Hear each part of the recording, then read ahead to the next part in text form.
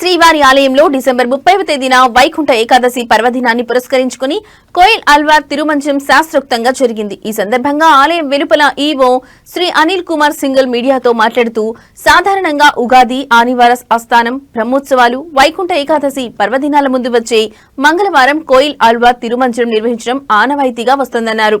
ఈ సందర్భంగా ఆనంద నిలయం మొదలుకొని బంగారు వాకిలి వరకు శ్రీవారి ఆలయం లోపల ఉపదేవాలయాలు, ఆలయ ప్రాంగణం, పోటు, గోడలు, పైకప్పు, పూజా సామాగ్రి తదితర వస్తువులను పవిత్రమైన పరిమళ జలాన్ని ప్రోక్షణ చేసి నీటితో శుభ్రంగా కడుగుతారని చెప్పారు. ప్రత్యేక పూజ, నైవేద్యం కార్యక్రమాలను అర్చకులు శాస్త్రోక్తంగా నిర్వహించిన అనంతరం భక్తులను దర్శనానికి అనుమతించారని తెలిపారు. ఈ సందర్భంగా వైకుంఠ ద్వార దర్శనాలకు సంబంధించి టీటీడీ చేసిన ఏర్పాట్ల గురించి ఈవో మాట్లాడుతూ డిసెంబర్ 30 నుండి జనవరి 8వ తేదీ నిర్వహించనున్న వైకుంఠ ద్వార దర్శనాల కోసం పగడ్బందీ ఏర్పాట్లు చేస్తున్నట్లు తెలిపారు.